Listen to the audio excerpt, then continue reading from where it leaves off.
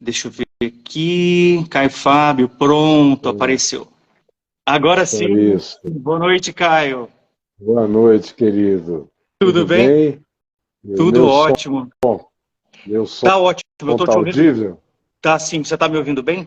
Eu estou perfeitamente bem. Que bom. Muito Caio, bem. primeiro eu queria começar essa noite te agradecendo a oportunidade. Eu estou muito Uhum. feliz e muito honrado da gente poder estar aqui conversando. E você foi uma das pessoas assim transformadoras na minha vida e nos meus estudos sobre filosofia das religiões, porque eu te acho uma voz muito lúcida, muito sensata, no meio de um caos religioso que parece não ter fim. Então, eu nasci numa família que não tinha religião, na verdade não tem até hoje, e muito jovem, eu Aham, tinha 12, 13 anos, eu resolvi estudar filosofia das religiões sozinho. Então fui aham. descobrindo várias questões, mas a gente vive um caos religioso que às vezes faltam vozes lúcidas, e a sua foi uma voz que sempre teve presente e me guiou à distância. E eu tenho certeza que muitas pessoas que você não faz nem ideia, né, sentem Uhum. o mesmo. E acaba você repercutindo em muitos lugares que você não faz ideia, que não só necessariamente é dentro do cenário evangélico, sabe? Então, eu queria te Aham. agradecer muito essa oportunidade nesse dia para a gente conversar sobre alguns assuntos. Eu vou aproveitar para tirar várias dúvidas Certo. e se algumas questões forem um pouquinho, não vou dizer provocativas, mas fiquem à vontade para colocar como você quiser, porque realmente eu vou tirar dúvidas pessoais sobre Uhum. essas questões que talvez possam ser dúvidas de outras pessoas também. Então, boa noite a todo mundo que está chegando. Deixa eu te fazer uma pergunta. Você considera que o primeiro iPad da história da humanidade foi a tábua que Moisés recebeu? Foi a primeira vez que a gente teve uma mensagem em nuvem que chegou para alguém aqui? Eu acho que esse é só um meme interessante, mas a humanidade remonta a tempos muito mais primitivos do que o próprio Moisés. E Moisés, por exemplo, já vem depois de Hammurabi, que tinha escrito códigos extremamente mais amplos do que os Dez Mandamentos. Antes disso, você vê que mais de 1.500 culturas humanas antropologicamente pesquisadas na Terra dizem que receberam as suas instruções de vida de seres das estrelas, dos céus, das nuvens. Então, eu creio que, para ser preciso com a antropologia universal, eu tenho que pegar esse meme e dizer, ele recebeu também, na perspectiva dele, isso veio das nuvens, recebeu essa conexão. Mas a conexão das nuvens está acontecendo com todo mundo e não é uma prerrogativa do mundo semítico, nem tampouco da língua e do povo que inicialmente era o povo hebreu e depois virou o povo de Israel e depois acabou se transformando no povo judeu. E isso é só a nossa maneira pequena de enxergar. A gente está preso no Ocidente e na cultura judaico-cristã. E a maioria das pessoas não sabem nem sobre a cultura judaico-cristã, quanto mais sobre o que está espalhado na Terra, nas percepções, nas intuições humanas e em outras dimensões de intuição e revelação que pessoas já tiveram e já receberam, muito antes da narrativa bíblica em si. Eu creio na narrativa bíblica, creio nos eventos narrados, creio no Deus que se revelou e creio que a Bíblia é um livro em processo. Ela foi escrita durante um período de 1.500 anos por uma quantidade grande de autores que viveram em eras, em épocas, em séculos diferentes. Então ela respondeu a questões da hora, da época. E algumas delas já foram ficando obsoletas durante o processo da própria Bíblia. Então você vê coisas nos dias de Abraão que você já não encontra necessariamente como designação nos decálogos ou nas leis da Torá de Moisés. Assim como você já vê algumas evoluções da Torá quando você lê os livros de sabedoria, ou os salmos, que Jesus levou extremamente a sério as profecias dos salmos, as descrições dos salmos. Quando você chega nos profetas, aí parece que já é um outro livro, em muitos aspectos. Coisas lá da Torá, de Moisés, parecem já vencidas no próprio chamado Antigo Testamento ou Velho Testamento. Os profetas como Isaías, como Jeremias, como Amós, trouxeram perspectivas de Deus incomparáveis, como o profeta Oséias, onde ele mesmo era a profecia do que ele declarava sobre o amor de Deus por uma puta, que era a mulher dele, a Gomer, que dava para a aldeia inteira, e era casada. E o cara, ela ficava muito orgulhosa dos amantes dela, e dizia de manhã, numa casa onde ela vivia para passar a noite, casada com esse padeiro corno, que era o profeta Oséias, ela dizia de manhã, na cara dele, na cara dos outros: olha como os meus amantes me amam, cada um que sai aqui do meu quarto deixa um saco de milho, de trigo, de farinha, de uma quantidade enorme de outros víveres que eram importantes à época, naquela região, quando na realidade os caras iam, pegavam, lavavam e saíam. E quem deixava a comida de madrugada para manter a ilusão dela era o próprio marido dela, o Oséias. E aí, qual é a mensagem? Ele diz: assim como os deuses falsos vêm e você se entrega a eles, e depois você diz: os nossos campos floresceram por causa de Baal, nós nos tornamos mais fortes e poderosos por causa de Astarote, ou de Dagon, ou de qualquer outra divindade paralela. Aí Oséias vem e diz: do mesmo modo que os teus amantes não te dão nada, desse mesmo modo os deuses que tu cultuas não dão nada. Quem continua a trazer a comida fielmente todo dia sou eu, o marido corno, que representa esse Deus corneado por esse povo de Israel. Isso não parece nada com Moisés. Isso não parece coisa nenhuma com o Velho Testamento, mais Torá, Torá, Torá. Lá dos primórdios. Isso já carrega uma graça extraordinária.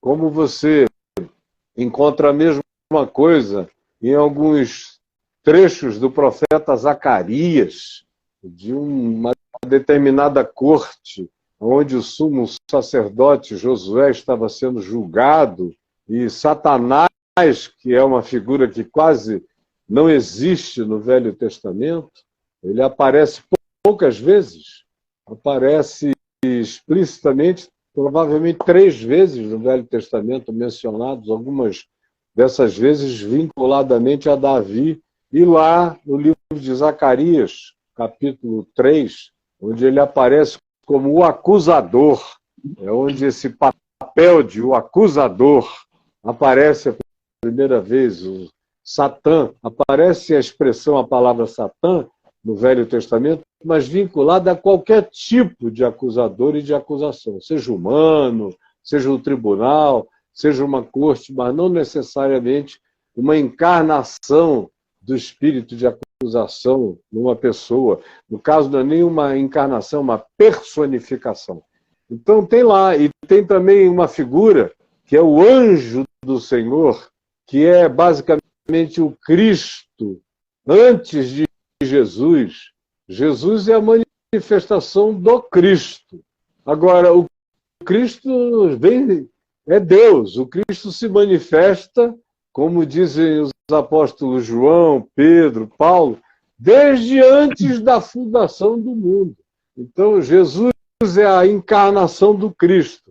Mas o Cristo nunca não esteve partícipe em todas as coisas. Tem um texto no livro de Juízes que diz que, diante de um determinado momento, eu creio que é no capítulo 2, em Boquim, que o povo de Israel pecou contra o Senhor e perdeu a guerra, e aí teve um arrependimento, porque o anjo do Senhor, esse Cristo antes de Jesus, que é assim chamado, é um anjo com A maiúsculo, porque ele recebe adoração e não recusa, ele recebe títulos divinos e não rejeita, diferente de outros anjos que dizem, não, eu sou uma criatura, eu sou um conservo teu. Esse anjo do Senhor se trata e aceita ser tratado como Deus.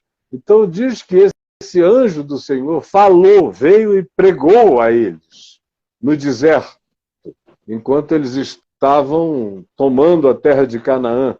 E eles choraram e prantearam, por isso o nome do lugar veio a se chamar Boquim, que significa o lugar do pranto. Então, lá em Zacarias, você, voltando para o capítulo 3 de Zacarias, você vê Satanás acusando o sumo sacerdote Josué, e o anjo do Senhor, que eu te disse é o Cristo antes de se encarnar em Jesus, defendendo, justificando e advogando a causa do sumo sacerdote Josué e purificando da sua própria iniquidade. Por que eu estou dizendo isso? Porque eu vinha dizendo, a Bíblia não é um livro estanque, não é como o Alcorão, que Maomé subiu algumas vezes na montanha e desceu com o livro pronto. Era um autor só, um estilo só, numa era só. A Bíblia não, ela vem tratando de tempos, de horas, de circunstâncias distintas.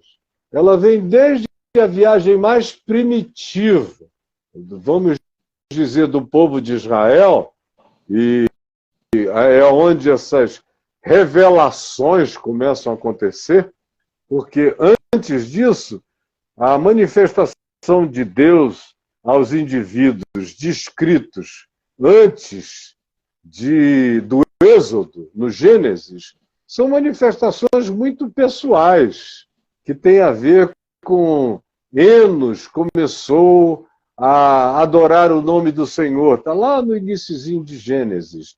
Enoque, o avô de Noé, andou com Deus e foi levado aos céus, foi arrebatado, o Senhor o tomou para si. Aí você ouve falar de Noé. Noé era um homem bom, temente a Deus, andava com Deus, e o Senhor o encheu de graça. Aí vem a história do dilúvio. Aí depois disso, você tem como figura maior, protagonista maior, Abraão, que era ninguém morando em Ur dos Caldeus, na Mesopotâmia. Já havia, nos dias de Abraão, o Código de Hammurabi, com leis que foram extremamente inspiradoras para Moisés. Algumas delas são repetidas. Só que o Código de Hammurabi era mais extenso e tinha aplicações mais precisas. Por exemplo, o livro de Gênesis, na Bíblia, nos fala no capítulo 6 que o dilúvio aconteceu, e o dilúvio hoje não é mais uma questão praticamente na Terra como era até 40, 50 anos atrás, hoje em dia, depois que a antropologia descobriu que mais de 1.500 culturas falam exatamente a mesma coisa, na mesma época, de um mesmo acontecimento cataclísmico, com água, um dilúvio. E você vê isso de um polo ao outro, de um hemisfério ao outro.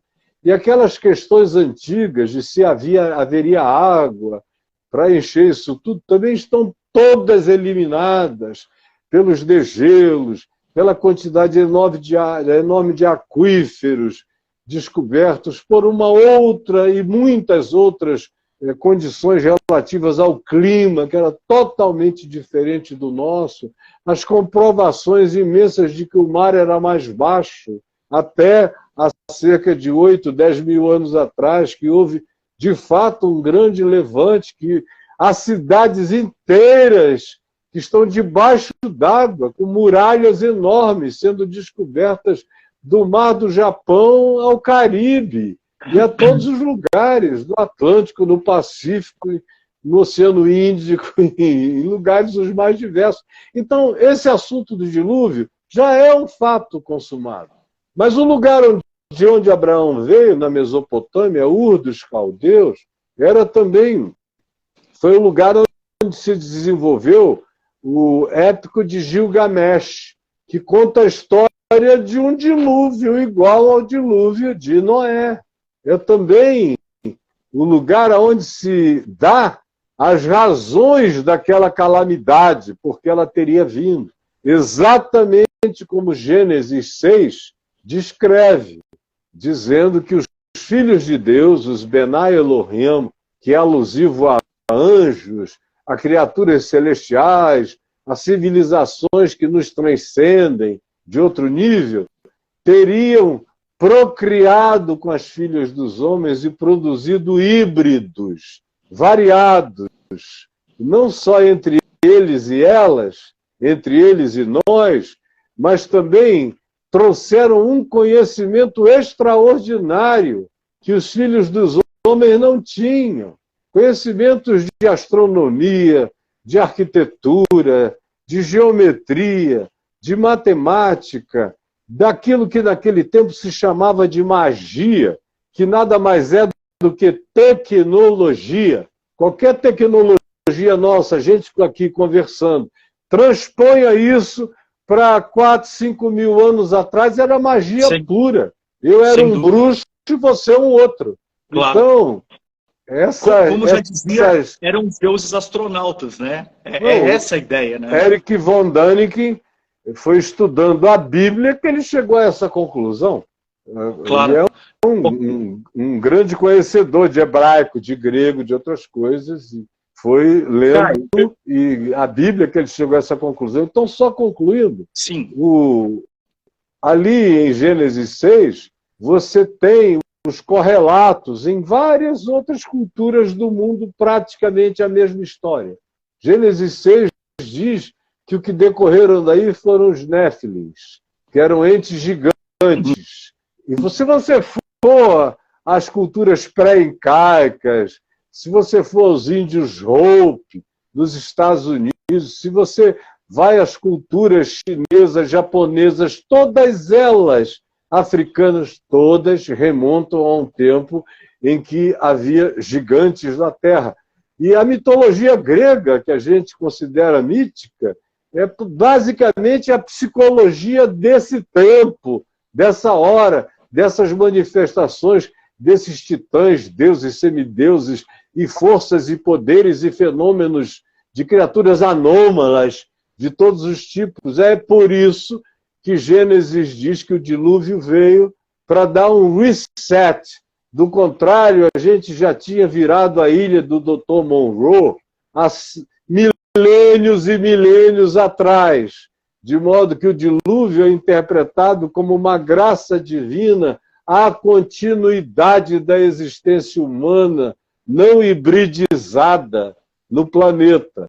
Agora, a gente está vivendo a mesma época agora, só que com outras perspectivas, com outra linguagem, com outra semântica, mas eu vejo e me sinto um privilegiado de estar existindo numa época tão escatologicamente semelhante àquela da escatologia do livro de Gênesis, no capítulo 6, quando a gente está cada vez mais cônscio dessas outras realidades que existem para além da nossa vã filosofia terráquea.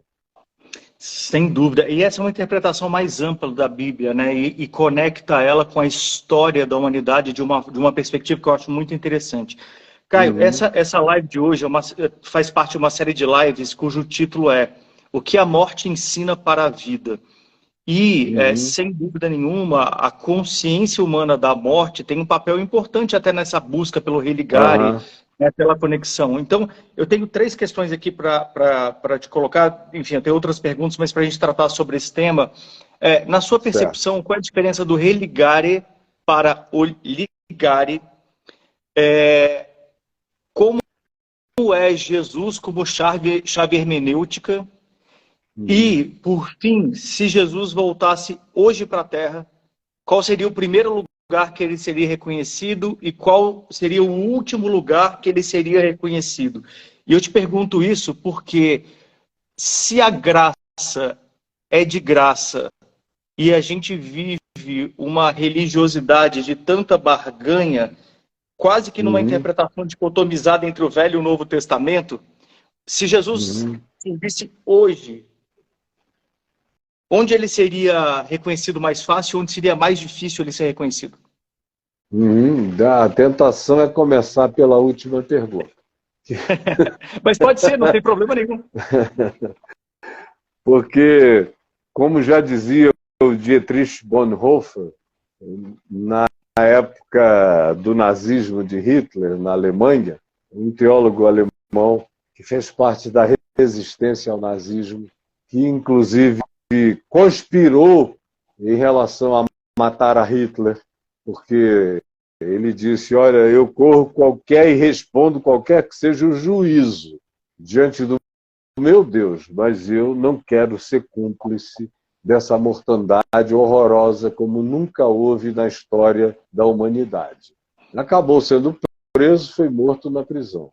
Mas o Dietrich Bonhoeffer resumiu isso muito, muito bem quando ele disse, se nós pregássemos o Evangelho, e tão somente o Evangelho, aqueles que hoje nos apedrejam estariam sentados nos ouvindo.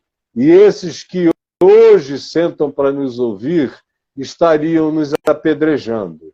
Agora, respondendo objetivamente a sua pergunta, ele seria reconhecido onde ninguém o reconhece, que foi o que ele disse, eu tive fome e não me destes de comer, tive sede e não me destes de beber, eu estive nu e não me vestistes, eu fui preso e tu não me visitastes, eu fui refugiado estrangeiro e tu não me recebestes, acolhestes e me deste algum lugar para viver.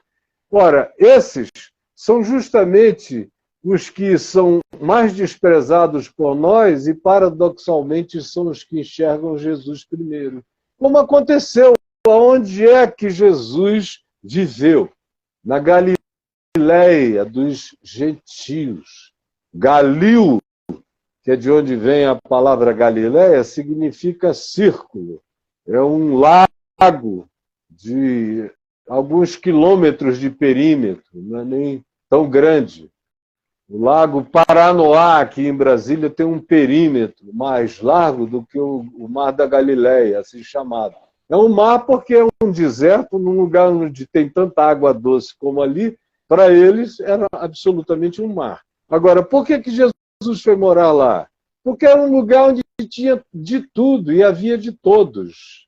Havia muita cultura greco-romana na região que hoje é a Jordânia, na região que hoje é o norte de Israel, havia Cesaré de Filipe, com todos os templos de adoração que remontavam aos deuses de Canaã. Você ainda encontra até hoje os mesmos nichos por lá. Havia uma quantidade enorme de pessoas advindas das fronteiras ali próximas da Síria, da Fenícia, dos lugares vinculados à região onde hoje é a Jordânia, mas naquele tempo havia um grande fluxo de comércio dos nabateus, aonde é Petra, nos dias de hoje. Havia uma quantidade enorme de povos, sem falar nas legiões romanas, acampadas de um lado e de outro do Mar da Galileia. Havia uma cultura judaica forte. Foi lá que o Talmud veio a ser produzido, já depois do primeiro século cristão, mas sempre houve um movimento de rabinos e de sinagogas naquela região. Havia uma sinagoga importante em Magdala, que é a cidade de Maria Madalena, que tem esse nome por causa de um farol que havia lá, Magdol, o farol. Magdalena é a mulher que vivia na cidade do farol. Tinha nos dias de Jesus uma importante mesquita, tanto quanto em Cafarnaum, uma mesquita importante, tanto quanto uma vida intensa de secularidade romana, de cobradores de impostos, de pescadores, de pessoas que viviam vidas não religiosas. Era um lugar eclético, onde havia muitas mulheres que, não tendo conseguido se casar ou tendo sido abandonadas pelos seus maridos, acabaram optando pela prostituição como meio de sobrevivência. E Jesus teve nessas pessoas alguns dos seus grandes amigos, com quem ele muito conversou e muito se divertiu. E onde foi o lugar onde ele foi mais questionado? Você não vê questionamento a Jesus na Galileia. Na Galileia você vê multidões implorando para serem curadas, ajudadas, acolhidas. É lá que ele diz: vinde a mim os cansados e os sobrecarregados, eu vos aliviarei. É lá que ele ensina o chamado Sermão da Montanha: ama o teu inimigo, ora por aquele que te persegue, perdoa esse pessoal. Se você não perdoar esses que te fazem mal, quem vai morrer desse sentimento ruim é você. Então, salve-se do inimigo amando-o e orando por ele, senão o ódio por ele te mata e ele vai continuar vivendo aí, fazendo mal e mal e mal. Então, não deixe que o ódio de ninguém destrua você. Ele ensina e vive essas realidades na Galileia. Quando ele vai para Samaria, que era um lugar desprezado pelos judeus, o que ele faz? Ele promove reconciliação. Tem uma mulher lá que conhecia quase todos os homens da cidade, era uma gata nova, está em João, no capítulo 4, linda, provavelmente gostosa, porque os homens da cidade todos a favoreciam imensamente, e Jesus pediu de beber a ela. Aí ela olha para o lado e diz: como é que tu me pedes de beber a mim, que sou uma mulher samaritana e tu és um judeu? Aí Jesus disse: ah, mulher, se tu soubesses quem é aquele que te pede, dá-me de beber, tu lhe pedirias, ele te daria da água viva. Ela até não entendeu bem, porque Jesus falou em esguicho de água viva, esguicho. Como lá em Jerusalém, na fonte de Guion, que é uma fonte de esguichos. Do seu interior brotará, esguichará rios de água viva. Era a mesma expressão que podia ser usada por uma pessoa com a cabeça um pouco diferente para ejaculação. Uhum. E ela olhou para ele e ele disse, cortou logo o assunto e disse: vai, chama o teu marido e vem cá. Aí ela disse: ah, Senhor, eu não tenho marido. E ele disse: bem disseste, não tenho marido, porque 5 maridos tu já tiveste, e este que agora tu tens não é teu marido, mas vai lá e chama. E ela foi e chamou todos os homens da cidade. As mulheres não gostavam dela, mas os homens a amavam. E aí foi todo mundo ouvir Jesus. Jesus ficou 2 dias com ela, com o cara que não era marido dela, mas era, do ponto de vista de Jesus, com todos os que vieram ouvi-lo, 2 dias lá, fazendo reconciliação, promovendo a paz. Então, é um lugar onde os judeus designavam ódio, porque eram irmãos que tinham ido para o cativeiro, e no cativeiro tinham se miscigenado quase 600 anos antes, e voltaram misturados, e foram rejeitados pelos judeus puristas e sionistas de Jerusalém. Eles acabaram cultuando no Monte Gerizim, desenvolveram alguns rituais paralelos, passaram a sacrificar no Monte Gerizim as suas oferendas de animais, porque eles eram miscigenados, considerados impuros para entrar no Templo de Jerusalém. Então, mas eles receberam Jesus com o melhor acolhimento. Jesus vai a Jerusalém. Jerusalém é lugar de que acolhimento? É o acolhimento dos pregos, dos cravos, da cruz, do juízo, da perseguição do sinédrio, das autoridades religiosas, dos teólogos, dos acadêmicos, dos que eram líderes de seita. Jerusalém, a religião oficial, a religião que diz: nós sabemos quem é Deus, nós definimos quem é Deus, quem é herege, quem é santo. Nós é que temos o paradigma da diferenciação. É o povo que nunca reconheceu Deus, que nunca reconheceu Jesus. Não acolheu, não acolhe hoje, porque quanto mais você prega o evangelho exclusivamente de Jesus, mais rejeitado você é por esse povo, especialmente por essas lideranças, e mais acolhido você é por aqueles que não querem nem ouvir falar de Deus, desse Deus, não querem nem ouvir falar desse Jesus John Wayne, bang bang e violento, que está aí nas ruas, mas quando, por exemplo, me ouvem pregar o Cristo segundo o Evangelho, o Jesus dos publicanos, das meretrizes, dos pecadores, eles amam, adoram. Eu encontro quase todo dia alguém que chega para mim e diz assim: eu sou ateu, só que não. Você me fez ficar apaixonado por Jesus. Será que é o bastante? Eu falei: claro. Ele disse: quem me vê a mim, vê o Pai. Quem me ama a mim, ama meu Pai. Então, meu filho, está amando Jesus, está amando o Pai. Agora, esse acolhimento sempre se deu melhor distante das abas da religião. E aí eu respondo a sua segunda pergunta, que é sobre Jesus e a chave hermenêutica. Jesus como chave hermenêutica. Por que, por exemplo, os cristãos têm tanto problema com o Evangelho? Na realidade, os cristãos têm um problema enorme com o Evangelho. Eles não têm problema com as leis de Moisés, nenhuma. Eles selecionam as que eles querem, é tudo seletivo.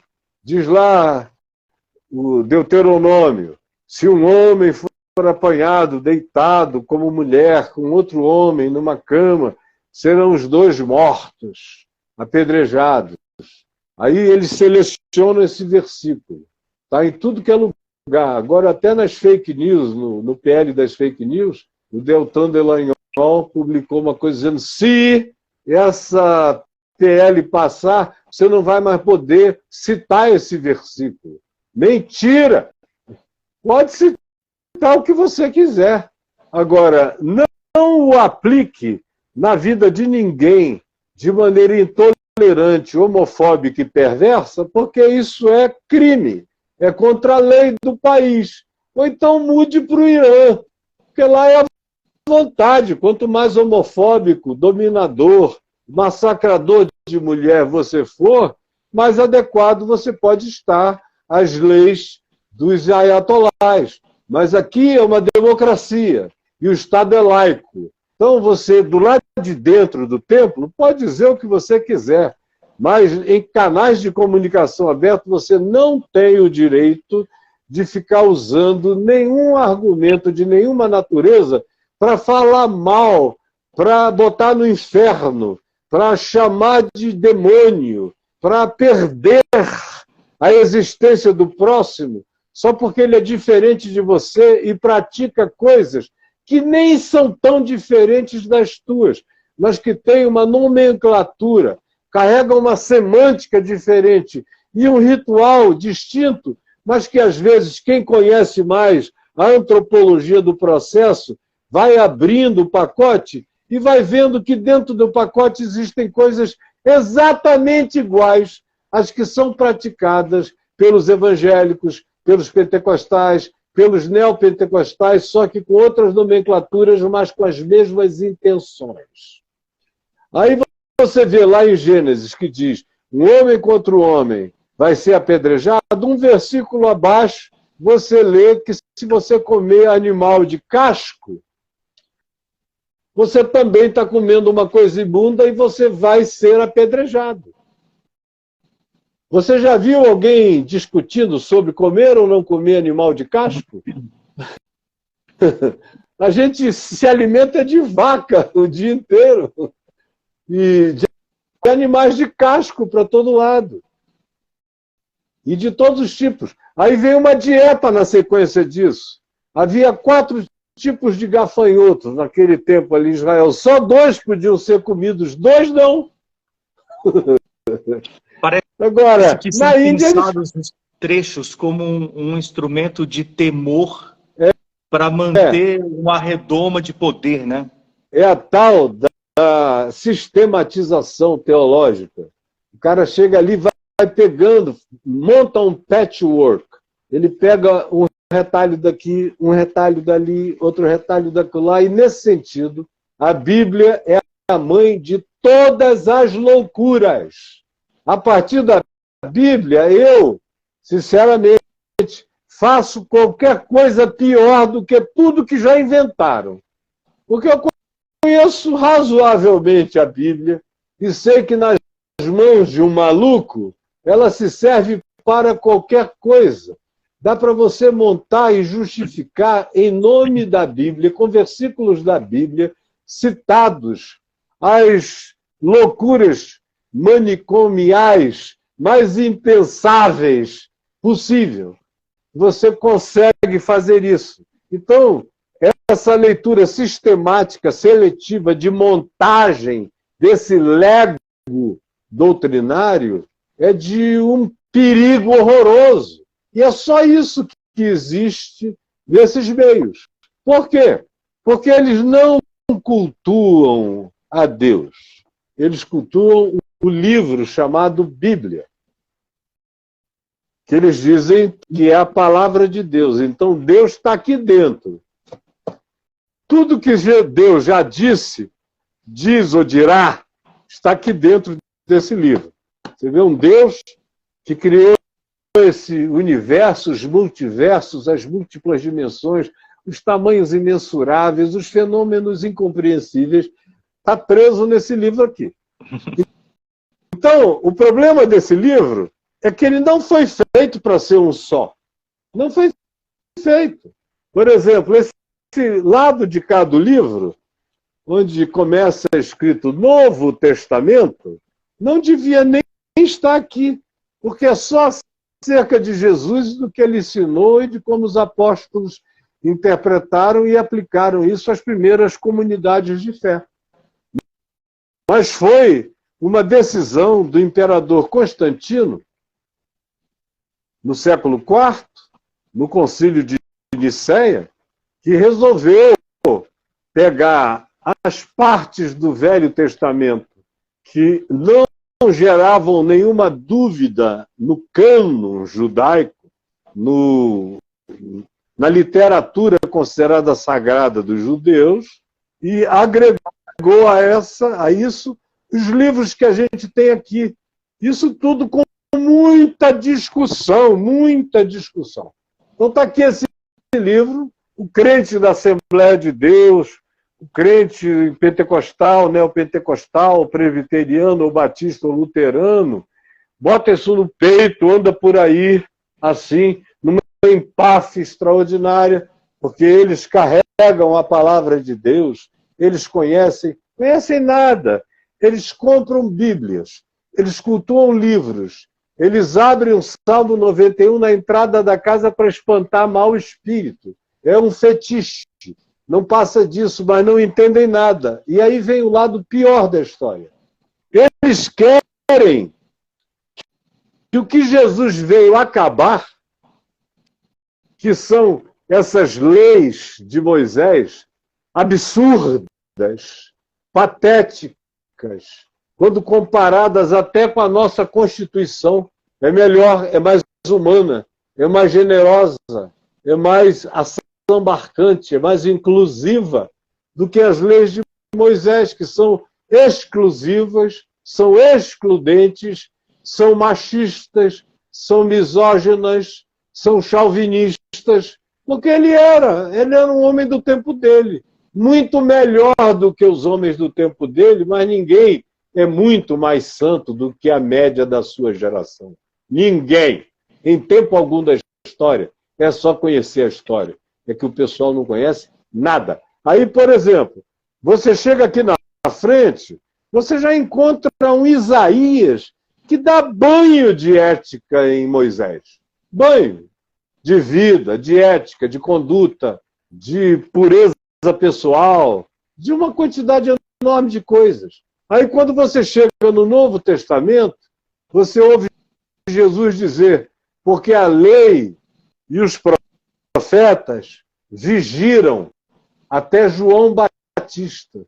De João Batista para cá é pregado, é ensinado o evangelho do reino de Deus, que são as palavras de Jesus. Jesus diz, Jesus faz um corte. Aí ele diz, eu não vim eliminar a lei e os profetas, eu vim cumprir. Porque ninguém cumpriu, nem Moisés cumpriu a lei que ele próprio trouxe das nuvens no Monte Sinai. Ele próprio não cumpriu, Arão não cumpriu, Miriam não cumpriu, ninguém nunca cumpriu. É uma lei incumprível, que Paulo diz que foi dada só para todo mundo ficar de joelho e dizer, eu não estou à altura da demanda do caráter divino em nenhuma perspectiva. Ela foi dada, Paulo diz, escrevendo aos Romanos, para que se avultasse a transgressão. Era como que um fórceps que forçasse o indivíduo a se enxergar. Mas eles não se enxergaram, eles enxergaram só para fora. Então, se eu não estou pegando nenhuma mulher, embora gostosa, eu te queira, eu me masturbe por ela, eu te homenageio todo dia, só gostosa. O cara faz lá, mas ele se jacta no templo, para os irmãos, na sinagoga, de que ele nunca foi para a cama com nenhuma outra mulher, senão com a dele. Mas ele come no pensamento a mulher de todo mundo, ele deseja, ele é totalmente entesado, é enlouquecido. Na subjetividade ele é tarado. Aí vem Jesus e pega e joga tudo para dentro, para o coração. Se vocês estão pensando que adultério é para fora, adultério começa dentro.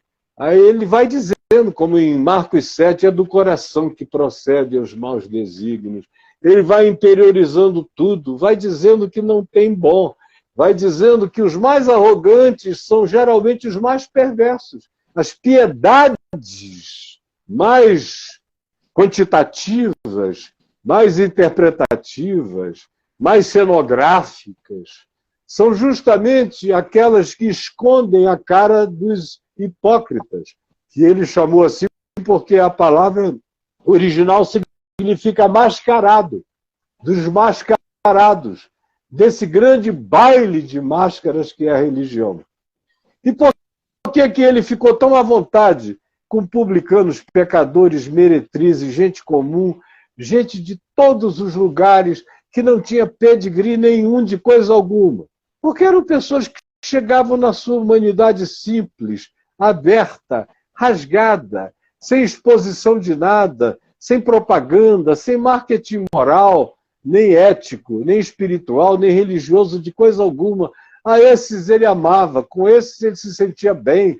E na presença deles, ele sentia que o reino de Deus estava próximo, e não em Jerusalém com aquele pessoal. Agora, por que é esse problema até hoje?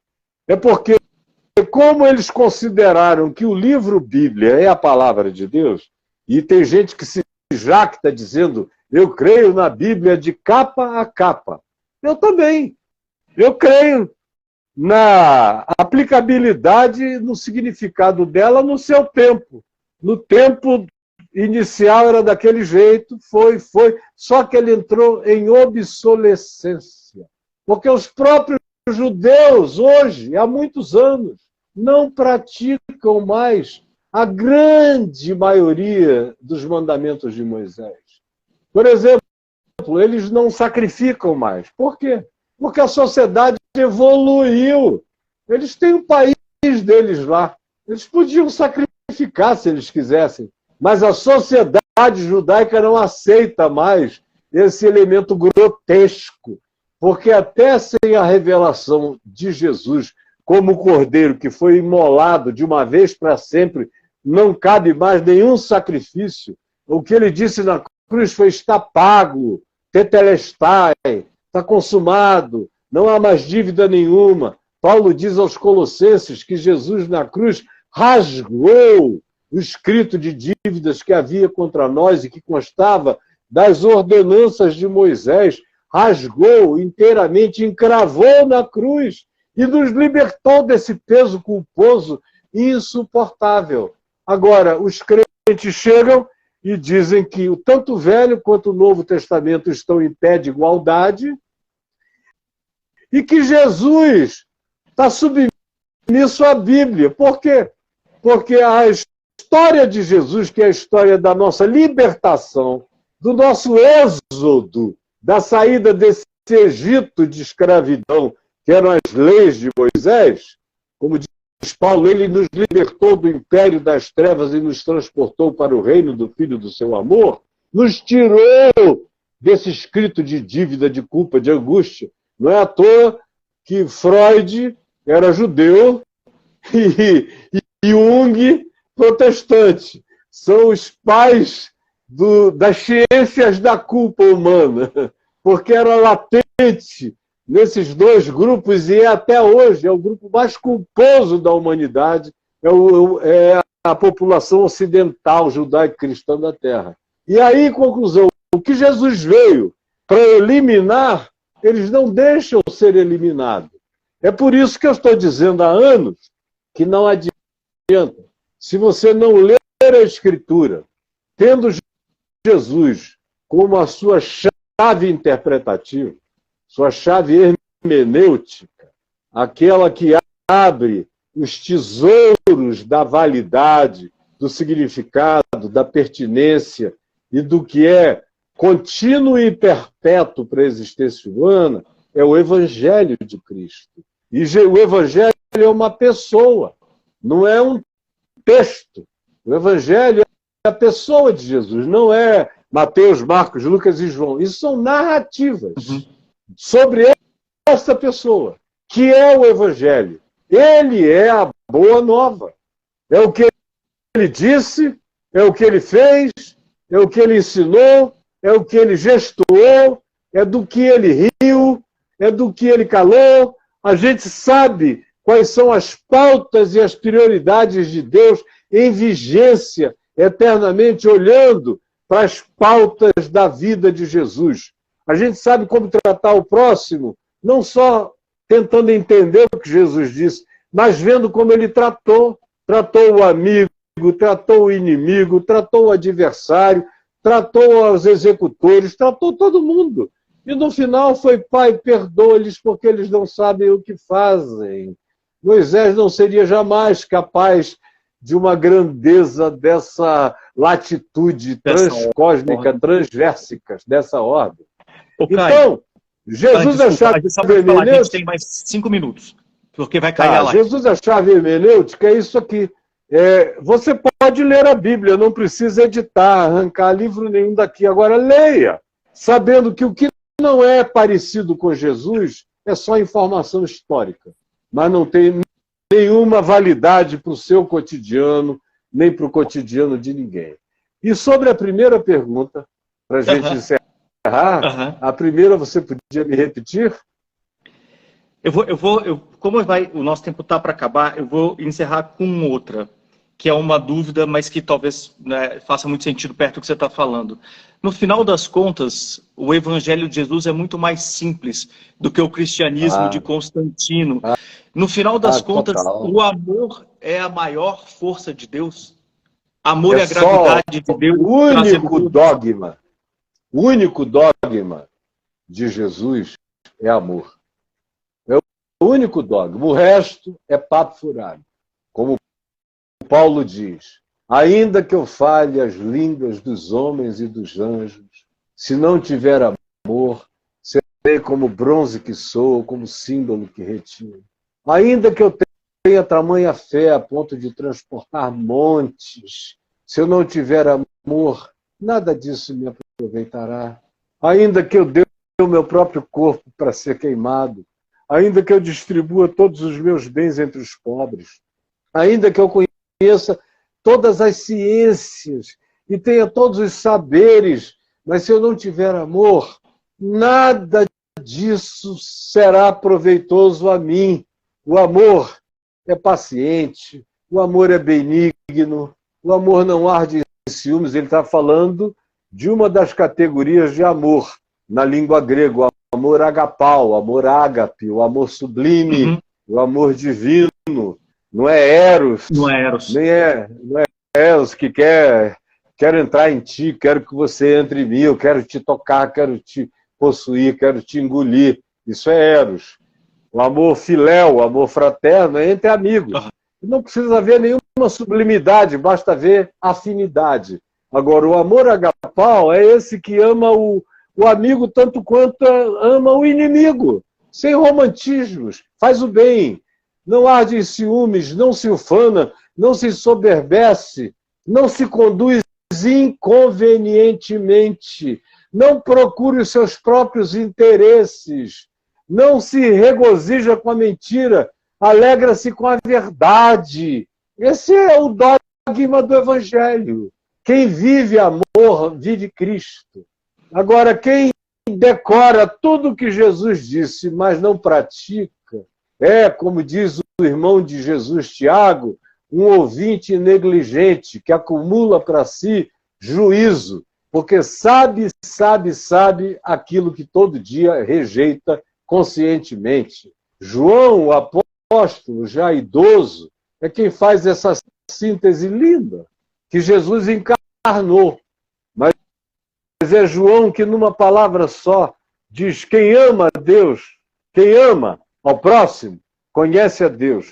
Quem não ama ao próximo, não conhece a Deus. Porque Deus é amor. Então, como é que eu sei que eu amo? Aí ele, para não ser um universalista genérico, disse: ame a quem você enxerga. Se você vem passando e vê o seu irmão em necessidade, em calamidade, em ruína, e você tem como ajudar, você enxerga, você alcança, e você tem como ajudar, e você não faz nada, como é que pode permanecer em você o amor de Deus? De modo que Deus decidiu ser amado em ti. Não adianta eu ficar aqui com as mãos para cima o dia inteiro, de joelhos nesse quarto, ó Deus, Deus, ó Senhor. Ele quer que eu estenda a mão para as pessoas. Eu tenho meu tempo de entrar no meu quarto, de fechar a porta, de orar sozinho, mas faz parte daquele namoro íntimo, daquela conjugalidade entre mim e o Pai. O resto, o amor a ser praticado e a ser manifesto como amor de Deus, é aquele que abraça, que acolhe, que estende, que enxerga, que não invisibiliza o próximo, que acolhe a todos e que não discrimina, que não pratica intolerância. Ao contrário, tem sua posição, mas a sua posição é firmada em amor. Em amor, qualquer posição pode ser firmada, porque o amor nunca expele, ele sempre rejeita. E ninguém que ouça e veja a sua posição mais bem firmada, sendo todavia praticada em amor, vai se sentir rejeitado por você. Vai apenas dizer: a gente pode ainda pensar diferente, mas ele não é meu adversário em nada. Ao contrário, contrário, se eu tiver fome, eu sei que ele vai me dar de comer. Se eu tiver sede, eu sei que ele vai me dar de beber. Se eu estiver nu, ele vai me cobrir. Isso é amor. Espero que não tenha caído ainda o nosso tempo.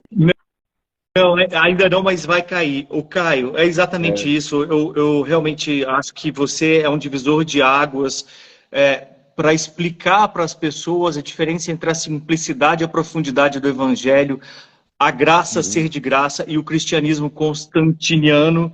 E isso faz muita diferença. Dezenas de pessoas falaram isso aqui nas mensagens enquanto a gente estava conversando. Eu queria te agradecer por esse momento. E agradecer Muito e te dizer mais uma vez que querido. você faz a diferença na vida de muitas pessoas. Ô, meu irmão, muito obrigado. E foi um prazer conversar com você. Você é bonito, simpático, tem um sorriso lindo. Que Deus te abençoe. Obrigado. E eu vejo que você entendeu o que se precisa entender. Agora, continue, porque é infinito o processo de crescimento, de desenvolvimento nessa consciência do Evangelho. É sem fim. É esquecendo de coisas. É isso. Muitíssimo obrigado, Caio. Ótima noite e muito obrigado a todos que estiveram assistindo a gente. Algumas perguntas estão aqui, enfim, mais para frente eu faço recortes. Muitíssimo obrigado, Caio. Beijo, querido.